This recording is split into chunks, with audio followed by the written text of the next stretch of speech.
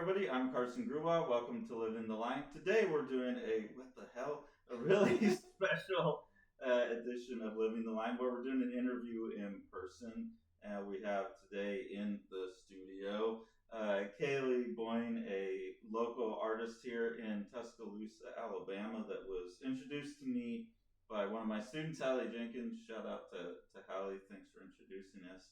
And Kaile is with us today because Kaile has an amazing new graphic novel out, a beautiful book that she is doing a Kickstarter for, and we want to talk about it. So thanks for joining us, Kaile. Thank you so much for having me.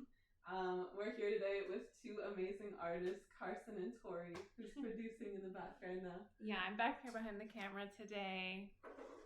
Yeah, hi everyone. Finally finished the first volume, which you have. You want to... This is just the test copy, but it's looking pretty good. So you've got the test copy of your new graphic novel, My World Belongs to Me. Yes, sir. Sell us a pitch on this. You've got a Kickstarter going for it. I do, yes. I just launched the Kickstarter yesterday. So this is basically the story of the relationship between my inner and outer self.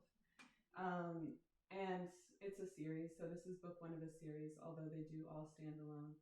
And it's the consequences that happened that followed the rift between my inner and outer world and how that was ultimately repaired. So it's like a dreamlike memoir, essentially. Yeah, it's very like surreal in the way that you handle it, and I think packed full of a lot of symbolism. Like you handle things very symbolically, and you like to repeat images, like mildly tweaking them and things like that. So I want to go like all the way back and just talk about how you got started in art, and as you just talk about like how you got to the point of doing a graphic novel, also talking about that symbolism and how that came into your art practice in general. Well, we were just talking off camera about my art teacher in high school, Mrs. Haverty. So shout out to her. She was really the reason that I got into art. It was always something that, as a shy kid, I would kind of retreat into. It was like a safe place.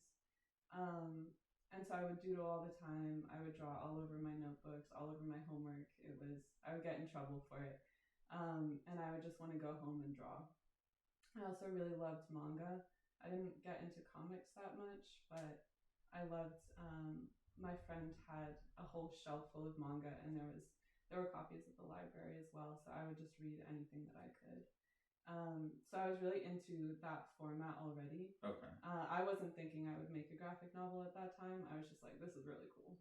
And I loved that you could take it with you, and it was almost like a movie that you could play at your own pace. So that was ultimately the reason that I wanted to make one for myself. In high school, I took a couple classes, art classes. Those were the only ones that I took. They were all with Mrs. Haverty, although freshman year also I had a great teacher. I can't remember his name, but he was also really great. I went to a big public high school in Cambridge, and the art program was just amazing. So I'm really grateful. And Mrs. Haverty, Mrs. Haverty.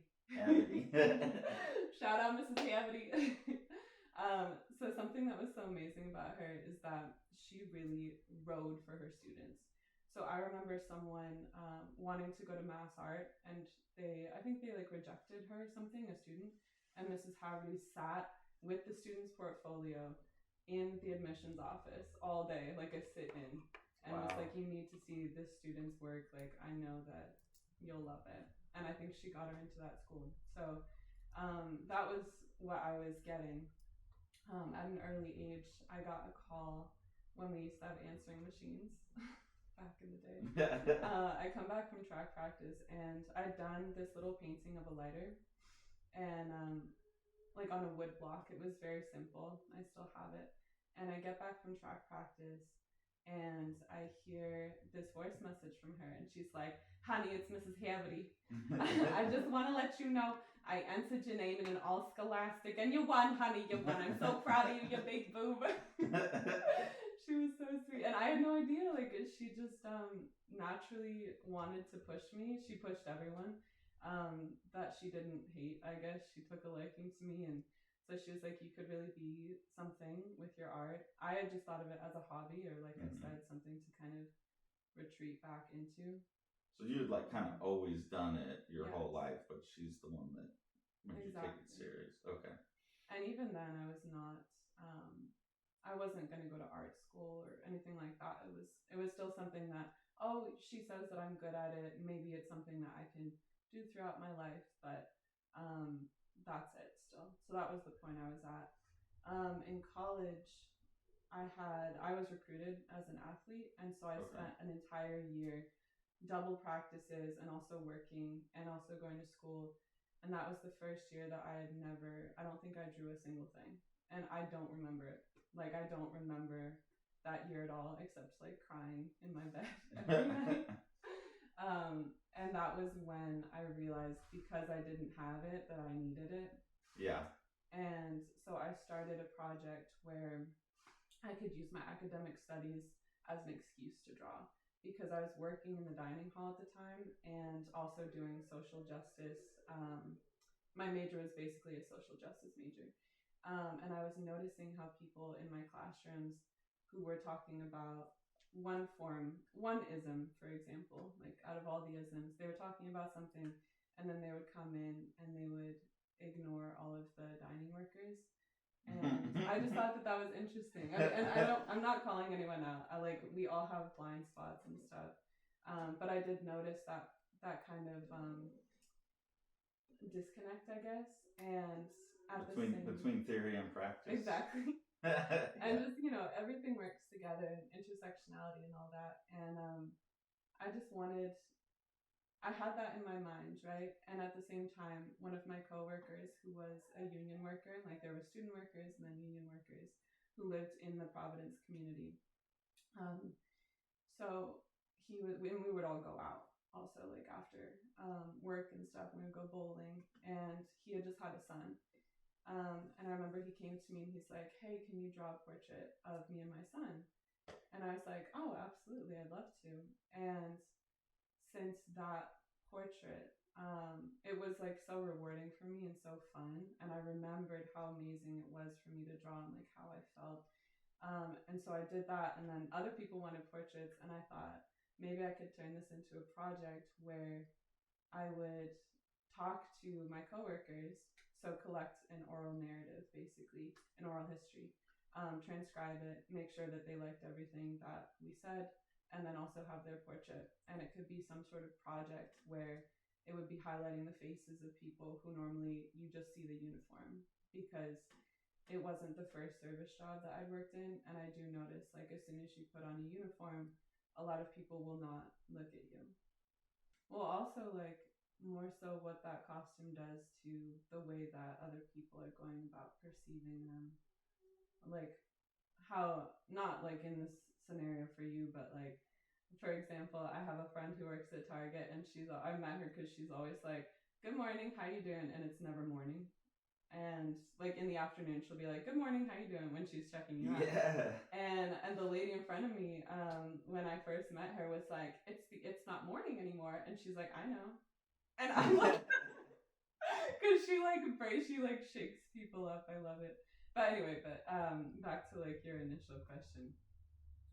I started, this is the way, working in the dining hall is the way that I started drawing portraits. Okay. So that's how I like started an actual art practice and project. And that's actually what taught me how to draw, because I had only really drawn on my own, and I had Mrs. Haverty, of course. Oh, Mr. Parker, that was the name of my freshman year. Art teacher. He was great too.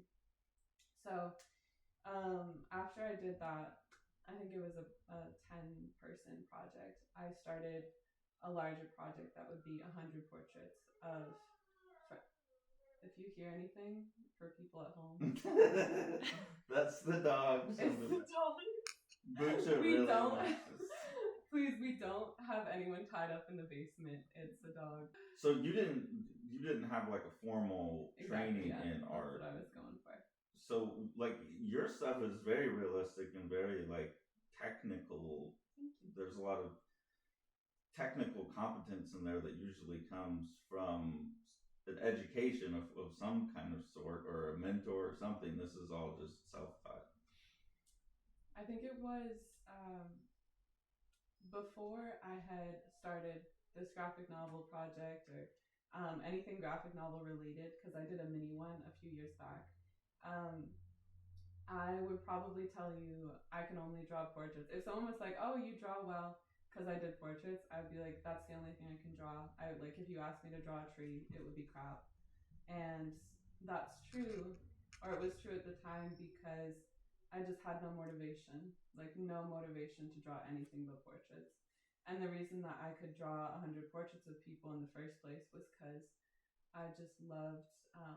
I find people so just beautiful, and like all the details, everything. Like everyone has such a different face, and getting to also hear people's stories after I had heard that, I had extra motivation to draw and represent them very well.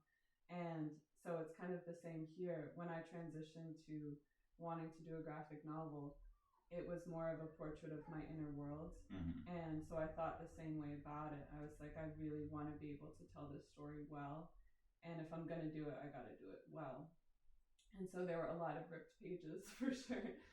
But the way that I taught myself how to do more of the, not just the portraiture, which I was already pretty familiar with, but the architectural elements, the hands, all of those things, I was motivated, and I just really cared. And I think that helps me just practice over and over again. Because it's been 6 years, so at the first year it was not good. Six years to produce the 100 some odd pages. The book itself is 94 pages. I have from like other books, like the volume 2 I'm working on, and also other random ones that didn't fit into this, I think I probably have about 200 pages. So over the course of the last 6 years, yeah.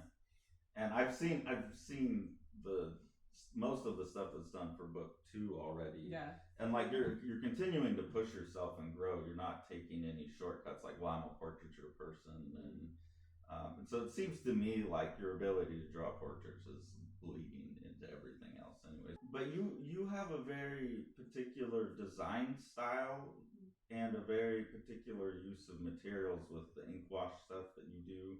Yeah. Where did you develop those techniques and that design approach? Because it's this very stark graphic, like high contrast, high black and white, but then like these very subtle gray tones stitching it together. I think the materials that I was introduced to really just affected how the style came about, because I would dumpster dive at RISD all the time, and I found all this gouache, like a whole set of gouache. It was amazing. It was probably like $70 worth. And so I had gouache, and then I had, like I said, I wasn't classically trained, but I did have, and I do still have, an amazing mentor. His name is Kaile. He's turning 87 October 2nd. Get it, Franco. He's a set designer. Yes, he's amazing, and he is an incredible. He would do models of stages and sets, but he would also do these painstaking drawings, and a lot of them were in black and white or with just hints of color. And so I started working for him as his studio assistant in 2016. Just randomly, I was working at a cafe. Again, food service. Food service really started my whole artistic life. But I was working in a cafe, and he lived upstairs, and he's the one who actually taught me how to stretch canvas. All the things that maybe one would hope to learn in art school that I just had no idea. He taught me about gouache and what that even was, because I wasn't sure how to use it. You just found the kit. I just found it, and I was like, what is this? I still don't know how to spell gouache. Like, what a strange word. Oh, G-O-U. It's all, yeah. It looks like gouache or something like that, yeah. And he's the one who introduced me to liquid watercolor concentrate, which is my main, that's the main medium. Like, that's the main black that you see in all of these pages. You're talking about the Doc Martin. Yes, Doc Martin. Radiant watercolor pH dyes, whatever they call them now. I love it so much. Yeah. So, like, for example, this, like, all the blacks are, and the tones and everything, that's the liquid watercolor. I don't know why I don't use regular watercolors, but for some reason I just love the concentrate, and then all of this is gouache. So Franco's the one that introduced me to that. I never would have picked it up in a store, but that's the reason for the like black and white and the high contrast, I think, because I would just enjoy coloring things in super black and then adding in the tones later with whatever was left on my brush. So it developed over time, I guess. But the first, well, actually, I brought it. Is that how your process works? Is that you start by blocking in big areas of black and then the gray goes in? Yeah. Okay, that makes sense. Because when you look at your pages, it very much looks like each panel on the page itself starts abstract, like just big chunks. Yeah, that's how I think of it in my head. Just like the contrast between the black and the white. Mm-hmm.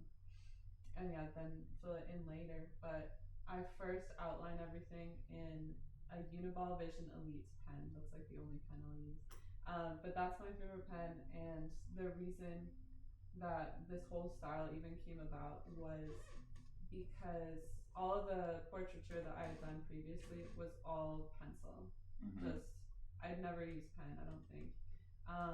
But when I had like a neuropathy incident, I had to use a pen, and that's when I made my first like little mini one. Look at how different this is. I still love it. I'm not I haven't hating seen on this it. one yet. Well, But the growth, dude. Yeah. Whew. Keep going at whatever you're passionate okay, well, about. we'll show this.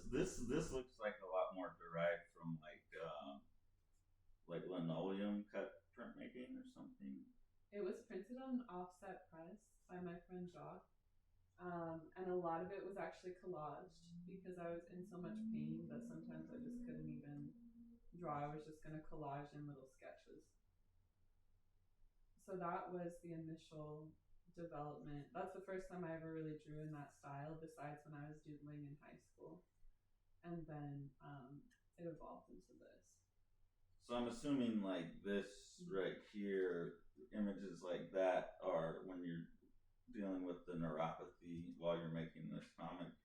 Can you talk more about what that was, how that experience impacted you? So that was in 2017, and I kept waking up and my hands and arms would be numb, and I had never heard of neuropathy. I thought I just slept on them wrong or something, and it developed into basically me not being able to use my hands much, or it feels like pins and needles basically, but like painful pins and needles all the time. Like you hit your funny bone and it just feels that way all the time. And I really didn't know what to do. I was also just really stressed at that time, and so I think a lot of it either came from anxiety or it just, the anxiety fed into it and made it even worse. So I was really upset because I went to a doctor. I went to several, but I went to a neurologist who was supposed to know, and he was like, "You'll never draw another portrait again." And I was planning on I had just done 100 portraits, so I was planning on like the rest of my life, that's going to be my body of work. I'm going to meet 500 people or 1,000 people, and I'm going to have this like record of all their stories and their portraits, and that was kind of what my heart was set on. And so because of the neuropathy, it was a big pivot time for me, and I was really, really sad to hear that. So at that time, the reason that I made that little mini one was because I couldn't draw anything else, and I couldn't do this like the detailed stuff that I had been doing. And so I felt like I talked about this in my own YouTube video. Like, it sounds dramatic, but I just had it in my mind at the time that if I don't make this, I'm gonna die.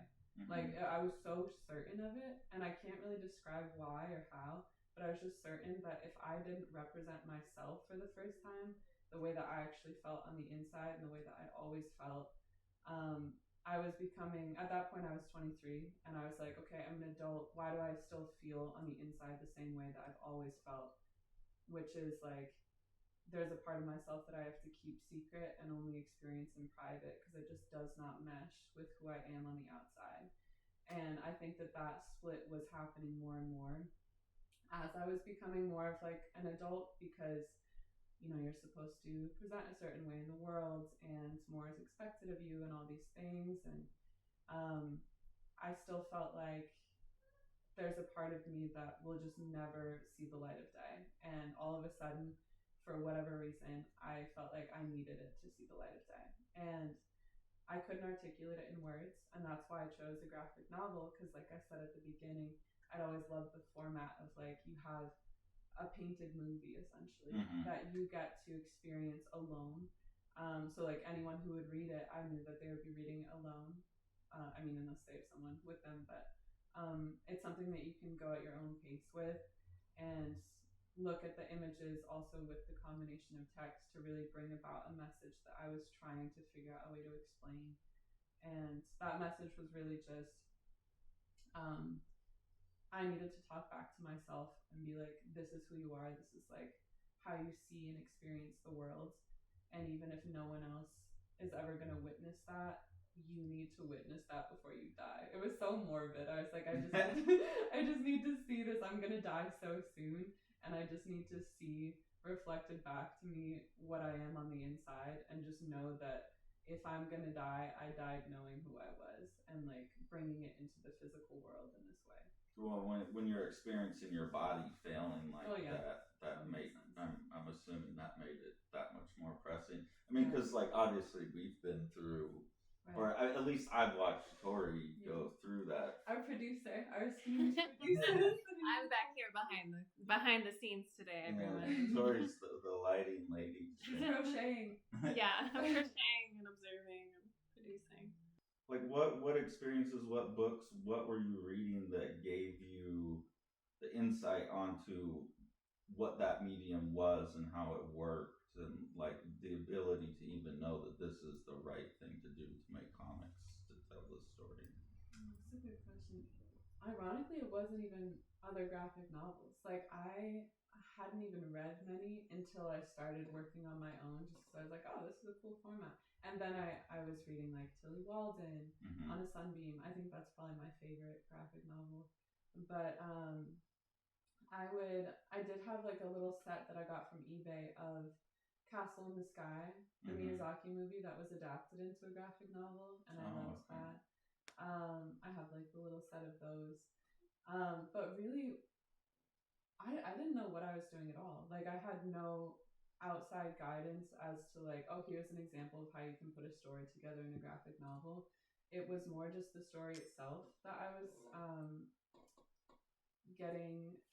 Like if there were inspirations, it was more about the feeling that I wanted to provide, and also like the vibe and the imagery. And a lot of that was Miyazaki movies.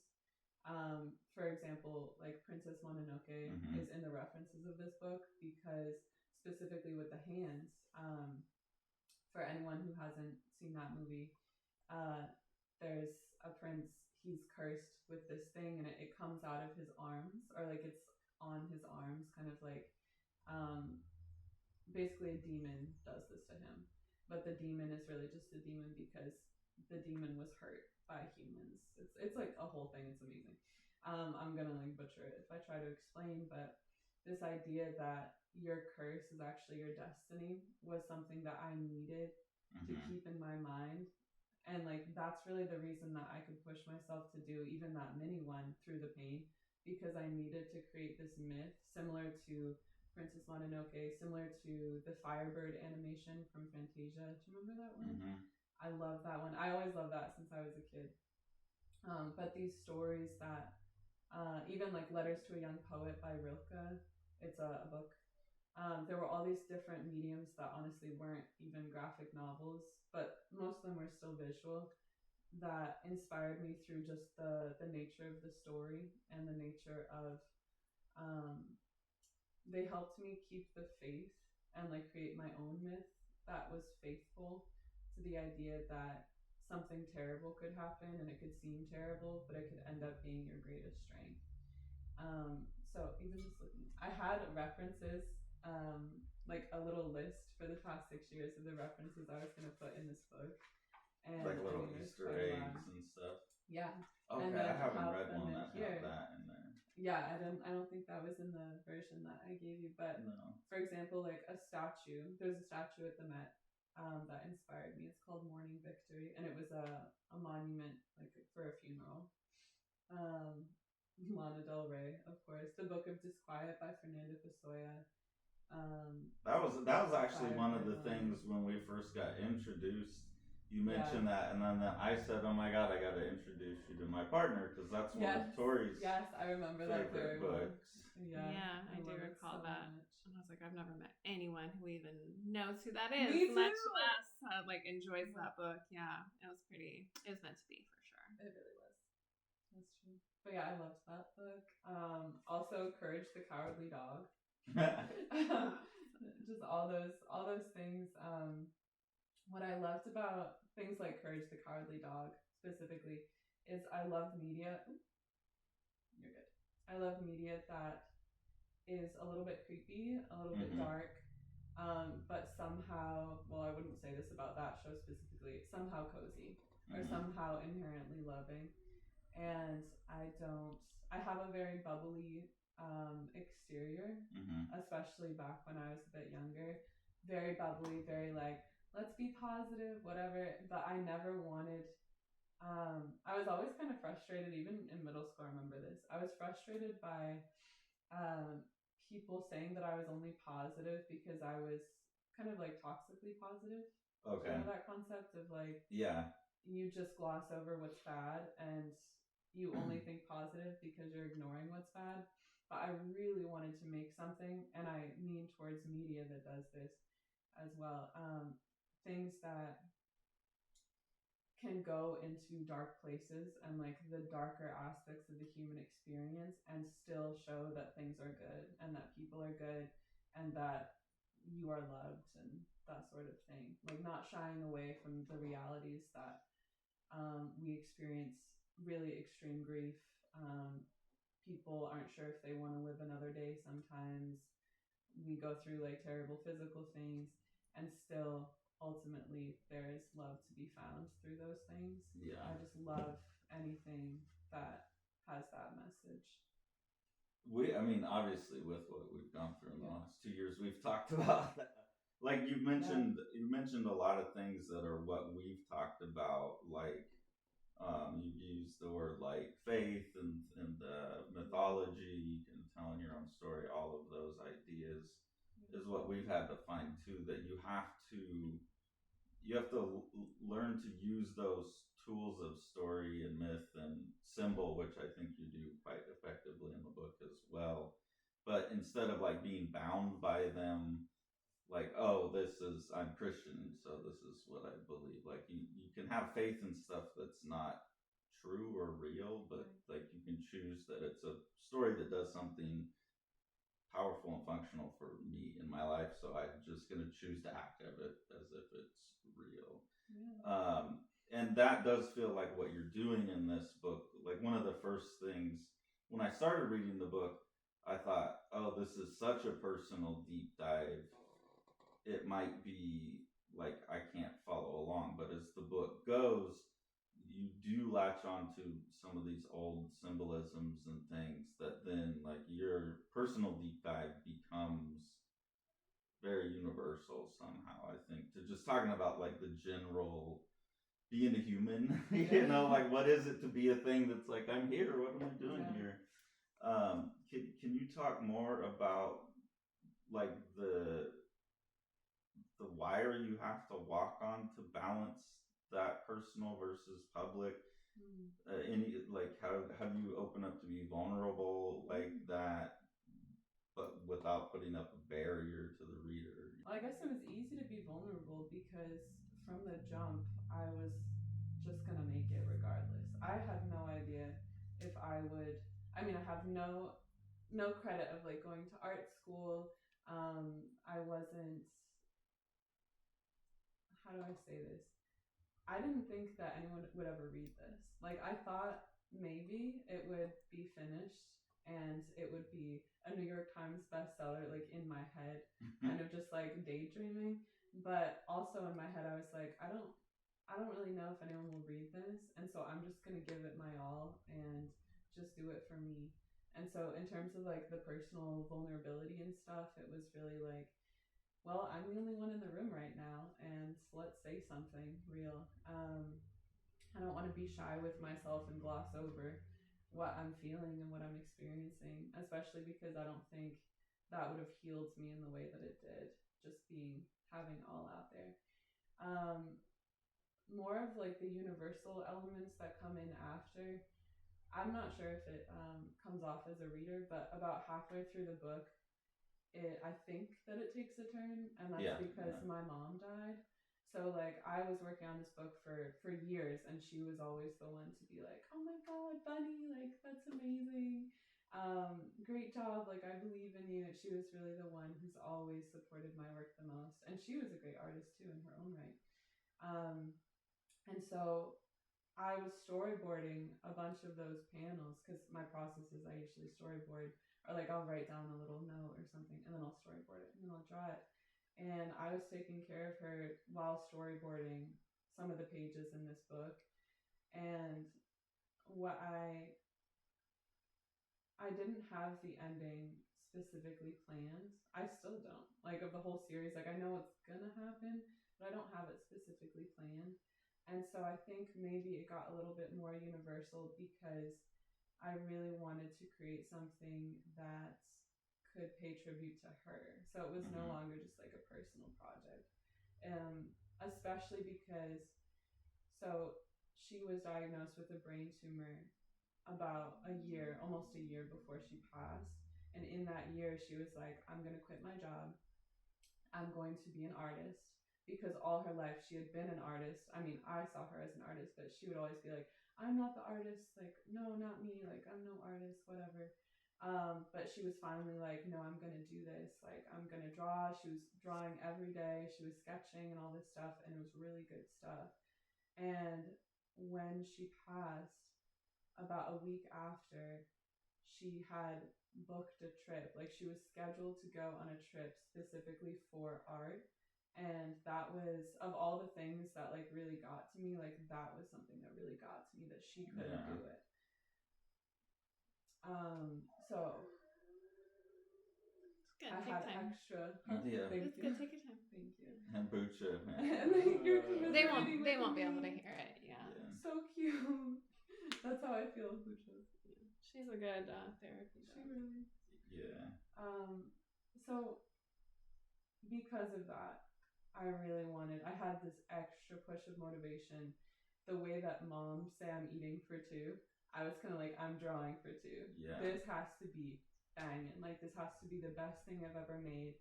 Because literally on her deathbed, I was like, this is the dedication I wrote for you. And that's the one that's in the book. Oh, wow. And like, so she knew, like, she heard me. And so I was like, I'm going to finish this book within a year of her death.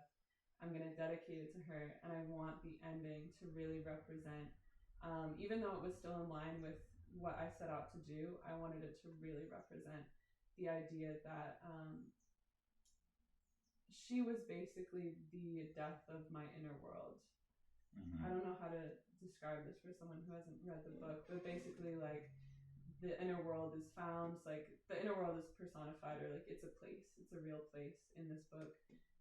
It's kind of like an Atlantis vibe, a sunken underwater city. Well, when you said that you liked Miyazaki, I thought of like how they'll have like, is it Spirited Away, where she goes through the tunnel and winds up on the other side?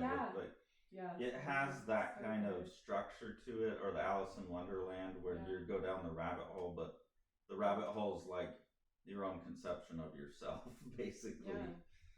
But that when you said Miyazaki, I thought, the Spirited Away feels right with that book, except you go into like a kind of dark gothic back streets kind of vibe aesthetically. Yeah, I love Spirited Away. All Miyazaki movies, what he and everyone who's worked on those projects have done for the world, I just can't even conceive it. It's amazing. But that's the interior world that you go into, and that's a place that opened up for you after your mother passed, is what you're saying? It was more like there's a statue, kind of at the beginning of that underwater place. There's a statue covered in barnacles, and that was symbolizing my mom. Like I was already planning on drawing it, but then that was the one that I was storyboarding. Like that's where I was in the story. As soon as the character goes down underwater and is like about to find this place, I was storyboarding the next panels to follow as I was taking care of my mom. So there's like a statue there that is covered in barnacles from like basically the character's own oversight of this inner world, like its lack of tending to the inner world that makes it die. And so the statue like crumbles into nothing and it's like, we never stopped waiting for you. And that was more of, even though I already felt that way personally, like in my own inner worlds, and like the love that I felt from something greater than myself, but something that like maybe was part of me or I was a part of it, I'd already felt that way. But when my mom passed, it was this feeling of like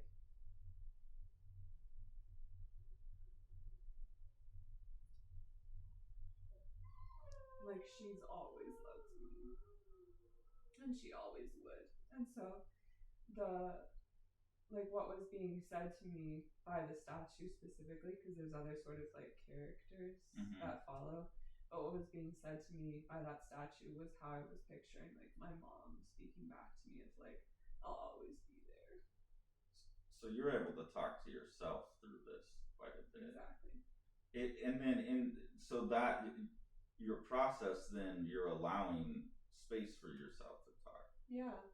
And that's what was so healing for me. And I'm so glad that it is, if it can be like relatable to anyone else, I'm so glad, because that's really the kind of thing that I wanted to create. I just wasn't, it's so personal, because I figure if you're making medicine for other people, you have to take that first and see if it works. Yeah, physician heal thyself. Exactly. So I was like, I need to do this for myself. If I'm ever going to, for example, do a project like this with another character, I cannot do that until I've done it myself. Ethically. And so that is like a reason why it's very deeply personal, because I figure if I'm really going to go, if I'm interested in like the greater themes of, for example, like this is my academic work, why are we stereotyping each other? Why does media misrepresentation even come into our minds so unconsciously? Where is the rift in each of us that those sort of prejudices about others and ourselves, where does that fit in? Like, where is the rift where, or like the break in our own sense of self that can absorb these kinds of like hateful or one-dimensional ideas that we're socialized to have? I was really interested in exploring those questions through this very personal thing of where did that rift happen for me? Like go back in time of like when I was in middle school or high school, and when I was like really at one with myself in certain ways, and when did I feel like I needed to put all that aside and become something else? I think I got away from the question. What was the question? I don't know. It doesn't really matter, because you're going in you're going in an interesting direction though, because you're talking about your academic work and how that plays into this. That's not something that we've ever talked about. Like, so that's still an active part of your day to day. What are you doing in that realm? Well, I have not been in academia since 2016, but I'm still in touch with my two advisors. And actually talked to one of them yesterday. And what they did was they were both in different fields. One was taught the psychology of race, class, and gender. That's how I met her, Dr. Mona Ablazena. Shout out to you. And also Dr. Francoise Hamlin was in an Africana class that I took. And so they both really pushed me to basically use the academy and the resources that were afforded to me to do the portraiture project I was doing. Like, I wouldn't have done it if they hadn't been like, you should make this a project. You should apply for a grant. You need to say it's like, they would go over like my proposals and stuff with that, because I had no idea how to write a proposal. That's interesting because it is an art project, Mhm. but you came into it from a different discipline with a different. Like you could write an art grant for that too, but you were writing some like other disciplinary grant. That's interesting. I know. Interesting way to come into it. Yeah, and I shouldn't even say I didn't go to art school because technically I just did a bunch of art at my school. Yeah. So like I got what I needed, but I did actually write Mona, or Dr. Mona Abozena. She encouraged me after I graduated to do this. She was doing an academic journal, and she had me write an article for it. So it was my first like academic article, and I'm a big nerd. Like I love reading, especially reading like that sort of academic text where people make up words. I love like I do. But it's more just I didn't want to just go to school and learn all these things and then just kind of go back into the real world and act like it was all a dream or something like that. And so it does have, this is my first project where it has been just about me, or like it centered me. But the reason that all my other projects centered other people was because I was trying to use my education, what I was learning, as a way and an excuse to make a space for people to be represented in a kind and thoughtful way, and just like create more spaces for representation because I had the opportunity to, and I figured I should use it, and also it was a passion for me anyway. So academically speaking, how I think about this project, like, of course, I don't think anyone reading it would be like, this is an academically focused project. No. At all. But I wanted to infuse the things that I was thinking about and interested in my studies into something that a middle schooler would enjoy. Yeah. For example, I mean, for those at home, there is some smoking imagery, I should say. But it's appropriate. Kaile out here teaching the youth. I'm corrupting the cigarettes are good for. No, don't do that. Don't smoke. Kids, don't do as I say, not as I do. But I did want to figure out a way to. I should have smoked. The both of you smoked. It makes you way cooler, but Way it's really bad for you. You both are like tall cooler. and healthy looking. Well, not anymore. I should smoke. No, Jesus. Cut. No, children don't smoke. Well, I do have a question, yes, even though I'm off camera. I'm gonna cut in. I'm not on camera. Please do. We've got artist Tori here. Yeah, I'm not on camera today because I'm not feeling well, but in this realm of conversation that we're talking about, like your academic work, I read online somewhere when I was looking you up for something. Specifically, you mentioned that you enjoy like dark things, spooky things, horror traditionally. I do as well, but I also run into this problem that you mentioned where it's not a very female-friendly place. Specifically, like women are over-sexualized and used as objects to like move plot or whatever, but they're not typically characters. It's just like women are over-sexualized in culture at large, but particularly in horror. It focuses on gore, these things that are like visceral horror, but without I think perhaps the term like psychological horror. There's like a very Junji Ito dark gore horror, which is cool and appealing, right? And interesting. But there's another kind of horror that I like, and I feel like this book leans more into that, where it is still dark, it's mysterious, it has that smacking of like mystery and occultism, but it's not, it can be dark without being disgusting. And so like I was talking about with your coworker Chrislyn, who's also an artist who's trying to do a horror work right now that isn't gore or things like that. That's like, I don't want to say horror from a female perspective because that's not even the point of it. It's just, I don't know, horror's been boxed into this. I think we're slowly seeing that expand with things like Midsummer and stuff, but like what's your approach to that, or how do you like think about that, and how is that showing up in your work? Oh, I love that question. Yeah. Thank you. Yeah, so the over sexualization of women, that was something that was difficult for me in terms of just really loving most comics or graphic novels, because from a woman's perspective I was like, oh, this is just kind of lame. Like, this is a cop out. Big boobs, like there's really? yeah, You couldn't no have done something. yeah. She's better? always like, anytime I get a new book in the mail, we're like flip through it real quick to see if there's I'm constantly pointing titties out. and she's, why are you all so obsessed with your penis? You Hey, know, like, listen, I get the titties thing though. I do. Boobs are nice. That will sell me. Boobs are nice. But you know, But yeah. speaking of like wanting to create a space through what I was focused on and working on, I'm not trying to, like, I don't want to discredit anyone else's work,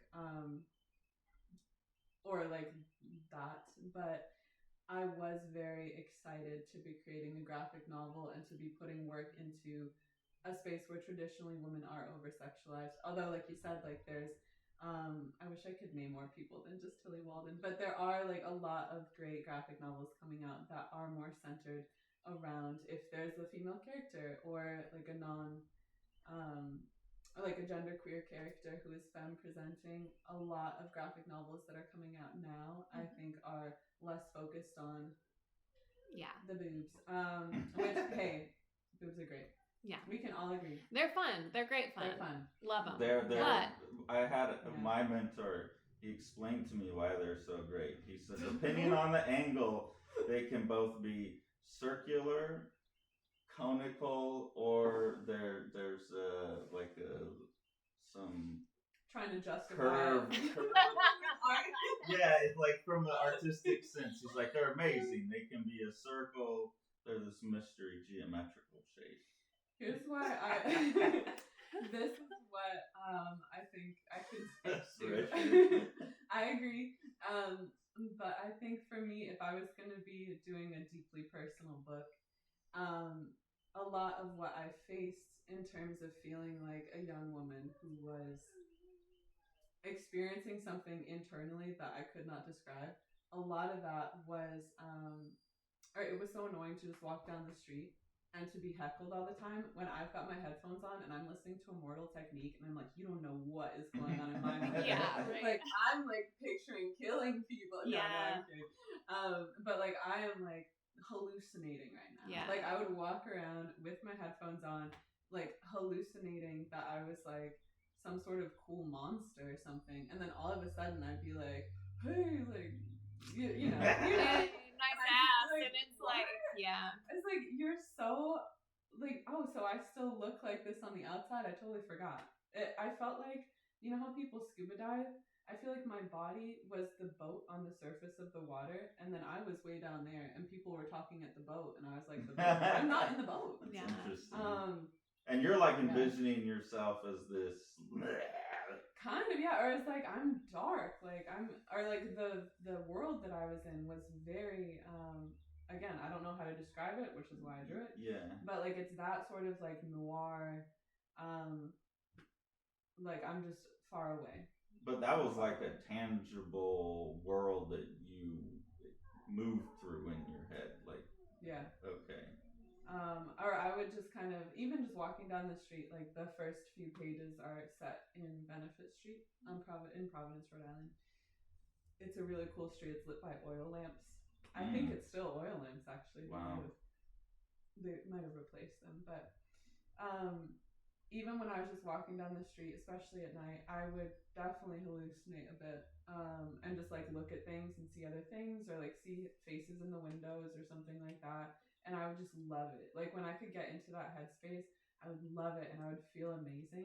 And I would just feel like I was witnessing the world, or I was being witnessed by something very far outside of me. And then when I realized I was being witnessed by men in trucks, I was kind of like, oh, right. That's a big letdown. Yeah. It was a letdown. I was hoping like some sort of like weird angelic thing was going to come down and talk to me. But instead it's just you saying, fucking bitch. Yeah. You're like expecting some eldritch god to come down and like give you like this morsel of universal truth. Yeah. And then like, oh, I want to like, let me see your tits. Yeah, it's like, oh, wait. Well, you did get a morsel of universal truth. It just wasn't. a It's woman. what Wasn't I what already you knew. hoped to learn. Yeah, that's no new knowledge for a grown woman, but Yes. you know. I never thought about that though. The strange experience it must be to have your mental perception, even if it is, especially if it's like in a hallucinatory role play way, where you're like, yeah, I look like a kaiju. And then some guy's like, yeah, let me grab that axe. And you're like, why would you want to grab it? It's got like scales and shit all over it. Yeah. It's like if only you knew what I felt like, you would stay far away. And so that was actually the reason that there's really no body in this book. There's like sort of a body. There's hands. There's all the things that I recognize myself the most by, which is hands, eyes. That's about it. And like at that time when I started working on this, I was like, I cannot recognize myself in the mirror. I can't. And by the end of the book, my goal was to recognize myself in my physical form, and drawing myself into the world that I was experiencing in my head was my way of doing that. And the reason that there's no titties in there, I mean, there's not much here, but I was like, I'm going to make something that's focused on a femme character that doesn't have really a body. Like most of the time I'm just a shadow. Like there's a shadow version, and then there's like my body that's really just with this jacket on. Like there's no, it's not like there's skin showing. Yeah. But you still like the way you render your face and stuff still has like a glamorous quality to it. I want to be glamorous, yeah. Yeah, it's still like beautiful and glamorous without that. Exactly. So it's interesting that you're still there still is a lot of sense of like eyes on you because your face is very present and it is presented glamorously. I hadn't picked up on the lack of the body. But it's interesting to still be in there. But you didn't miss it. No, I didn't. And I still felt like I read a book with like a glamorous, pretty woman in it. You know, like that's what I felt like I was. Yeah, there's like anyone who didn't know this would be like, yeah, page after page of pretty chick. But yeah, it's strange to pull that off. Which is fine. There's nothing wrong with like a beautiful, strong woman, feminine figure, but it's like, yeah, without the sexuality, which is what I found interesting. So, but it's I'm basically complimenting you on that you pulled it off, because it is a strange thing that you were able to detach it from all of that standard. Well, it's not for me. It's not strange at all, because that's how I just go about most women go about our lives. So that's funny, and I love that. Like that would be potentially disruptive of the usual vibe of graphic novels. Like I love the idea that there is, like, I love glamorous, beautiful women, and I wish that they were in graphic novels without just being overly sexualized or like a prop. Yeah. And so I was like, this is centered. It's centered on her. It's still glamorous, and like it's also glamorizing the darkness in a way. Like I wanted the entire thing to be kind of glamorous, but not glamorizing just being sad or glamorizing being depressed or glamorizing going through grief, but really just the entire process all along the way of hopefully integrating your inner with your outer life. There are moments of beauty, even in the darkness and stuff. There's moments of beauty, and so I wanted to have that not only in the character but also the surroundings. And I think I was really, really like proud and excited of being able to release a book that didn't have just that over sexualization or lack of personality or character. Well, and it's dark without many of those, without the gore, and a lot of those tropes either.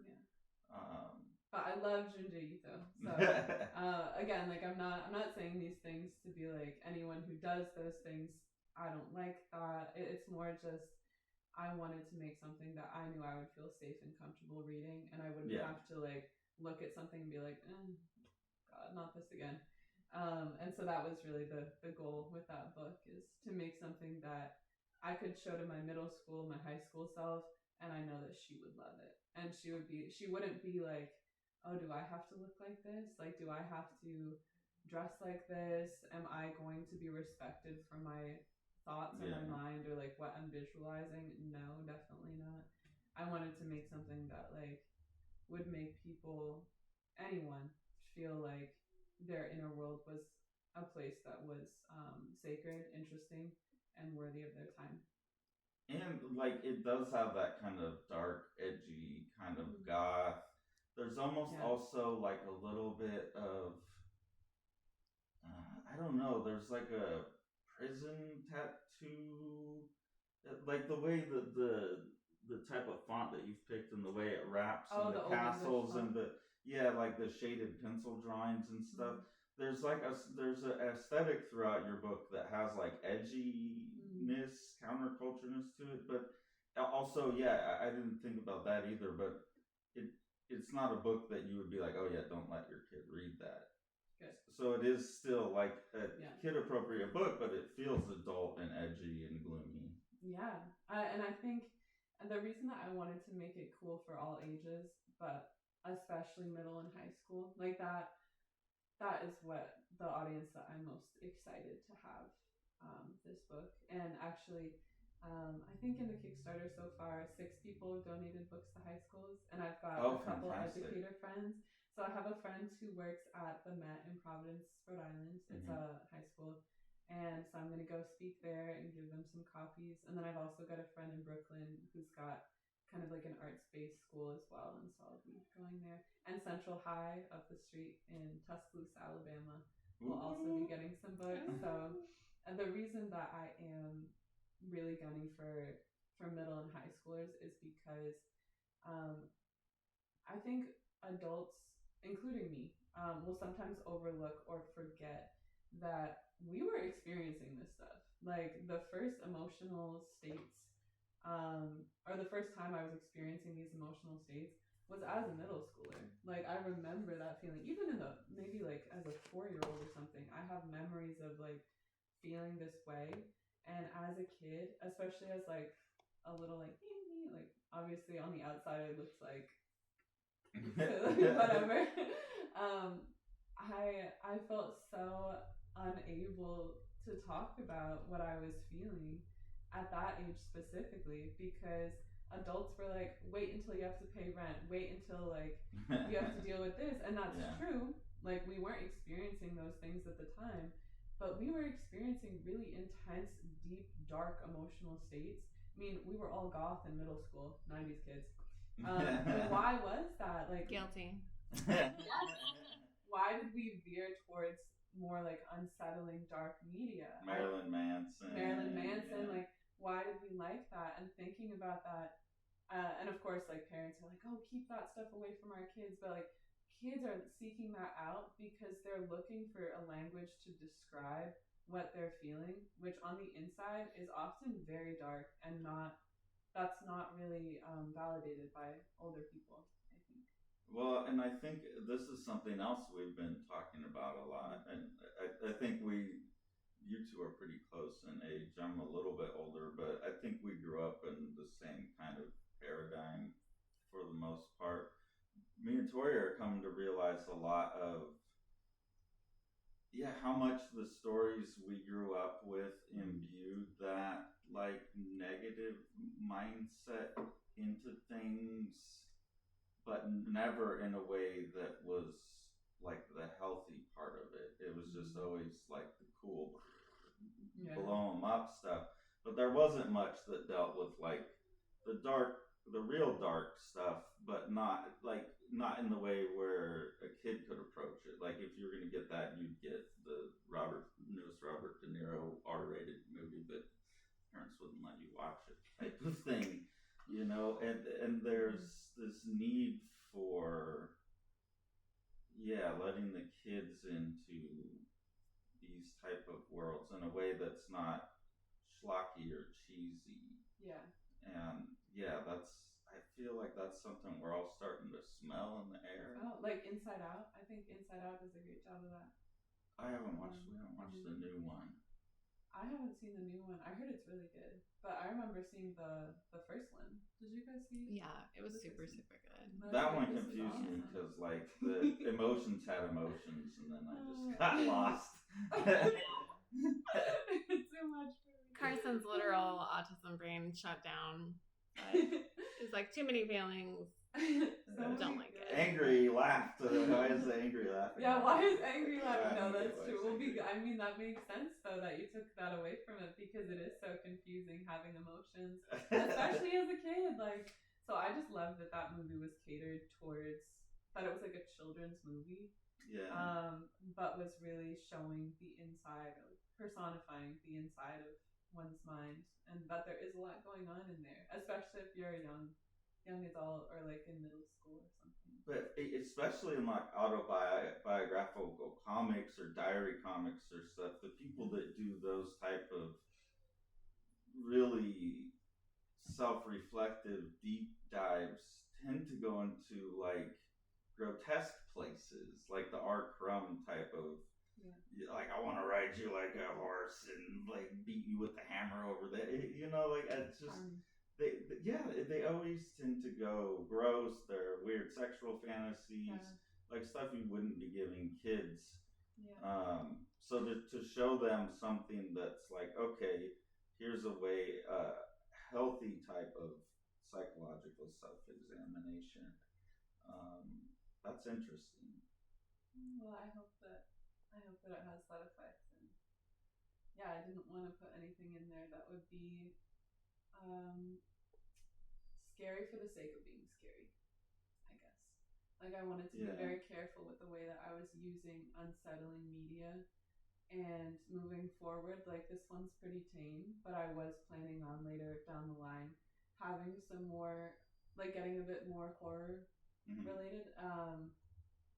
And I'm really excited for that, but I will be thinking long and hard about just what needs to be shown, and thinking even about how old horror movies wouldn't show things, but they'd be just as scary.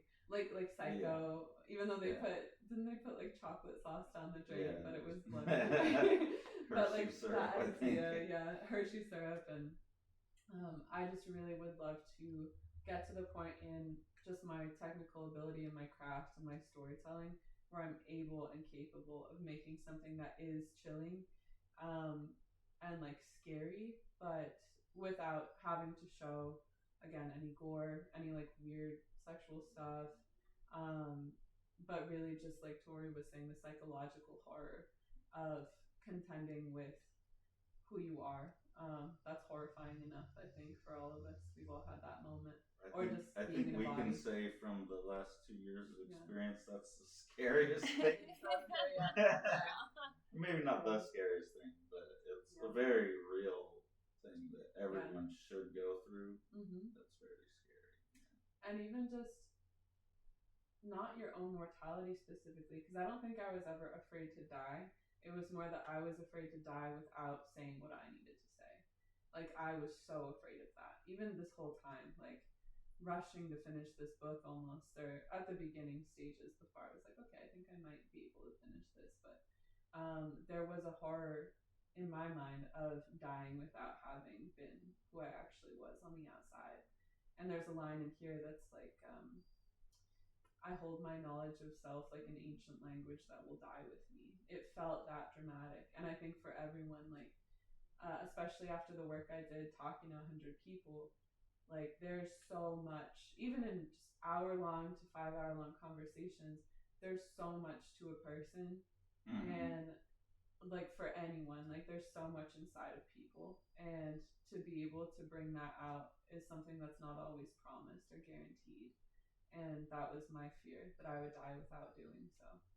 So getting all of those stories and information in that other project you did must have highlighted for you that was all in there for you too, and that you needed to go interview yourself in the same way you were interviewing those. Okay, that makes a lot of sense. And also, like, to honor the work that I had done and all of those people that had contributed to me even being able to be in a position to learn how to draw a graphic novel, because it's the stories of people that really moved me forward in life, and also that they helped me understand what was happening to me years after I had met them. They would bring things up, and since I had to transcribe everything, it takes forever to transcribe things, especially when it's like 2 hours long. Because I would transcribe them, and then edit them and then send them to for approval and then maybe edit them again. I had all these stories memorized, just like bouncing around in my head. And something would happen years later where all of a sudden this person's voice would come into my head and I'd be like, now I understand what they were talking about here. So it's like I got all this advice and like wealth of knowledge and experience from all these people. And also like another, to your point, like another thing is all these people were so I was always surprised no matter what. Like when I sat down to talk to someone, there were always moments where I was like, wait, what? Like you went through that, or like you said that, like that's, oh my god, like I learned so much from every single person, that I just really wanted to, yeah, like you said, interview myself. My whole point in saying that is just, even though this is deeply personal and even though I did spend a lot of time alone to do this, it's very much the product of so much, like it's been the people that I've gotten to draw throughout my life and the people who have encouraged me and taught me that are really the reason that I have this. So even though it is like centered on me and focused on me, I wanted to make it good so that it would, so I could give that credit back to, well, especially my mom, but all the people who helped make it possible in the first place for me to be still alive here today, first of all, and second of all, like able to create something that I feel actually represents what I was trying to talk about. And you're teaching people how to use narrative as a tool for self-exploration. I think like you're just not that there's a lesson in the book like this is how you do it, other than just showing people how you're doing it.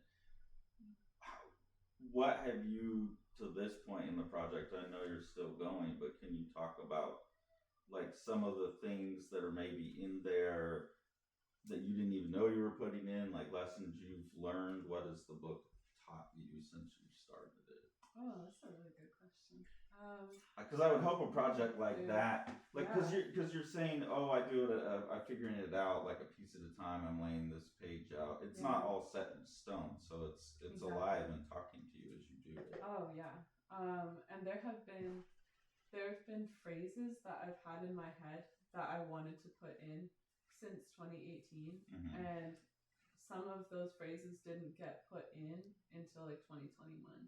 So they like gained new meaning, and once I was able to like create a story around it, I guess, or like a visual narrative, then I was able to put them in. But one example, let me look too. There are, I feel like at the end is like where the main lessons come in, because there's like other characters sort of talking. And I think like specifically when my mom died, I was extremely elated after she died. That sounds wrong. I felt so, I got to be there when she passed, and we had like a really intense few days that were extremely loving. I mean, she couldn't talk, but like she could hear me for sure. And we had just like such an incredibly loving experience that after she passed, I was like high for a while, and I was just like almost like someone who came out of an acid trip, I guess, of like, guys, we need to love each other, and like time is short, all of that sort of thing. And then someone actually told me this would happen, and it did. A few months after, I went dark, and I thought that I would never be in that place again. I feel like I went even darker than before in my life. And so there were some phrases in here. I mean, this is very simple, but at the end, there's like another character saying, what is it? No one's coming. Well, they say a few other things, and then they say no one is coming. And I think I had felt that before, like in my earlier life, that like no one's coming to save you. But it wasn't until my mom had passed where I was like, there's really no one I can call right now. I'm sure that there would have been, but like I just felt that way of like all the doors are closed and like no one is coming to save me, and I'm in this like insane mental state alone, and there's nothing that I can do, or like no one else is going to pull me out of this sort of thing. And so I was really happy to put it into the book because I was like, okay, once I say this, it's going to have to get resolved, and I'm going to have to figure out how it gets resolved and face into whatever that hard question is. And at the end, or just like a few pages later, oh, actually, the next page, it says, the only one who can save you is the person you'll have to become to make a kingdom from these ruins. And so that was really me talking back to myself of being like, bitch, get up. Like, let's go. Show them what you can do. Not them in particular, no one in particular, but like, I need to name what I've been feeling and not berate myself too much for it, but I also need to get up. And so it was me being able to, through drawing something that I found cool, because like, I won't listen to someone else telling me advice or even myself telling me advice. But if I make something that I'm like, that looks dope, I will listen. Or it will stick in my mind more. Like, that's how I absorb things. And so I knew if I made it for myself, then I would figure out a way to resolve that tension I was experiencing. And the very end is like, the message of the very end is you've got a responsibility to yourself to be the person that you would be if you integrated all that you were without being ashamed or like trying to cut aspects out. You just have to be you, which of course is like the message of most things, but doing it that way really helped me move through the grief that I was experiencing. And it wasn't just grief, it was like, I wasn't just mourning my mom, I was mourning how I thought things should have gone. Yeah. And like just feeling like things were unfair to her, and feeling like things, like she was an example of like someone working hard their entire life, and I felt like people were forgetting her, and I felt like people were not paying tribute to her the way that I felt she deserved it. And this was like the only thing I could do, really. This was the thing I could do, was to finish it and do her justice in a way. But that was a dark place, and that was something that that was pretty much the only way I could pull myself out of it, was to just talk to myself through drawings and be like, let's go. Well, and you were smart about, like, you were putting this out on Instagram as you were making it. You weren't waiting. True. So, like, once it goes out in public, you've kind of committed yourself to it. Like, that's I gotta pull myself out of this. That's the extra step of, like, I'm gonna put it out there, because now everyone that I know is gonna be bugging me about it. Yeah. And then you put this out in the world, and now you got your readership. You've kind of told them, I'm gonna do this thing, and now it's more of a commitment. So, smart strategy. Well, it also, it feels really good. I mean, I've gotten so much support already from people that I wasn't expecting, and I think it's because putting it out for so many years, talking about it with people for so many years, and all the jobs that I've had and all the places I've lived, people now, like, from all those places coming back to me being like, I remember when you said you were going to do that.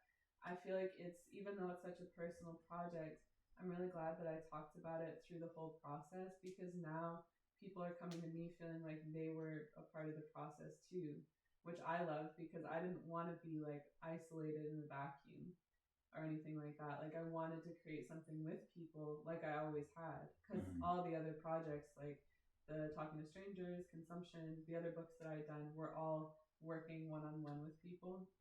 And so it was nerve-wracking to just work with myself, and it was lonely, but knowing that people were kind of watching the whole time, even though I didn't know it, and were like, you told me that you were going to do it, and then you did it. Like, after 6 years, that is such an exciting thing to be able to share with people, because I think we all have things that we procrastinate on, or like aren't sure if we can do it. And just to be able to be like, yeah, I thought it would take a year, then I thought it would take 3 years. It took 6 years with no promised reward, with no promise that it would even get finished, and now here it is. I think that's just like, it's so rewarding for me to even get to say that, no matter what that is. Like, it doesn't have to be like, you don't have to be interested in the graphic novel for that to be interesting. Like, I love hearing about people who just really stuck with something and started out really crappy. I mean, you saw my little one. It starts out crappy, and then somehow you just work it out until it works out. And for you, like, whether it ever got published or came out or not, what you personally gained from that that's something that me and Sean talk a lot about on the channel, especially after the AI stuff. It was like, well, what reason do artists have anymore? And it's like, well, it's what you get from doing it. Yeah. It's not about what you're putting out so much. Absolutely. So over 6 years, are there anything that you look back and you go, I forgot I put that in there, or I didn't even know that was in there, but now that means a lot to me? Like, have you surprised yourself with anything? What did I put in there? Well, I guess like kind of a shallow answer is I put this jacket in so many parts of it, and it's funny because like there's so many shots of me with like this one. It says "New Heat." Like the back of this jacket says "New Heat Guaranteed," and I just think that's funny. I got this jacket many years ago. It's Forever 21 Men's Department, and it says on the back "New Heat Guaranteed," and I think that's my motto as an artist. And so that's kind of what surprised me is like I thought I was just putting in the jacket because it happened to be the jacket I was wearing when I took the reference photo, but really I think it's my motto of like, this is what I can guarantee you. If you are like a reader or like a fan or whatever, like you see my work, what I can promise to you and what I promise to myself is that guaranteed I will have some new heat coming. Like I'm always working. So I do like that. That's kind of an Easter egg joke for myself at this point, where it's like, yeah, I'm just gonna keep working.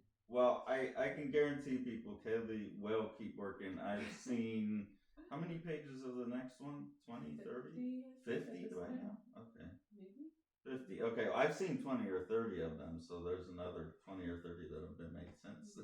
And as gorgeous and amazing as this book is, the second one's looking even better. So yeah, you are going to keep bringing the heat, and I think that's really important too when people are backing a project and they're going to get into it. Like, yeah, there's more on the way. I've seen it; it looks great. So yeah, let us know what people can do to help back this project. What's available on Kickstarter? How can they help you get this going? Yeah. So on Kickstarter, you can obviously get a copy of the book, and I had been envisioning this for the past 6 years now, packaging it the exact way that I wanted. So it's going to be like a silk ribbon, and then I got a wax seal, like a real wax seal. So I'm going to bring it back to 200 years ago. So you can get a book. You can get a book for you and a friend, and then you can also donate a copy to a high school. I like that. That's like a cool feature. I'm really excited about that, and a lot of people have already done that. That's awesome. So I'm excited to be bringing those copies in December. Hopefully, if we reach our goal, I'll be going up to Providence, and also right here in Alabama. They'll be going to high schools in Alabama. So I think that there's like a small signed print, but that's about it. It's pretty bare bones. You can also get it's limited, but there's 3 complete collections of all my work. So you can get this book, you can get my previous book Consumption, and you can also get the mini graphic novel At Night, which was the first go at this. And Consumption's the collection of the portraits and stories. Consumption is, I guess we didn't have a chance to talk about it, but it's a collection of 18 drawn portraits and painted portraits too with color of 18 different women and femmes. And this is more about, it's called Consumption because in reference to the way that I felt when I was walking down the street, kind of like what we talked about with like, you're feeling something, other people are seeing you way different. And I wanted to talk to other women and also non-binary people about an emotional state that they experienced most powerfully, that they felt like wasn't really encouraged by society for them to express. So there's a written portion by them, and then there's their portrait, which we came up with together, of how they wanted to be represented while they were experiencing that emotion. So that's in the pack of 3. And then, yeah, I'm pretty sure those are all the options. All right. Kickstarter. Well, thank you, Kaile, for joining us. I really appreciate it. It's been awesome. It's super fun to do this in person. I know, I love this. I wish we could do this every time. And please, everyone, go back Kaile's Kickstarter. Get yourself a copy of My World Belongs to Me. And support a powerful new voice in our medium who is already working on Kick-Ass Volume 2. So, well, not Kick-Ass Volume 2, but a Kick-Ass second volume. All right. Thanks, guys. I appreciate it. Thank you so much. Thanks for having me on. Make sure to like, smash that subscribe button, and ring that bell.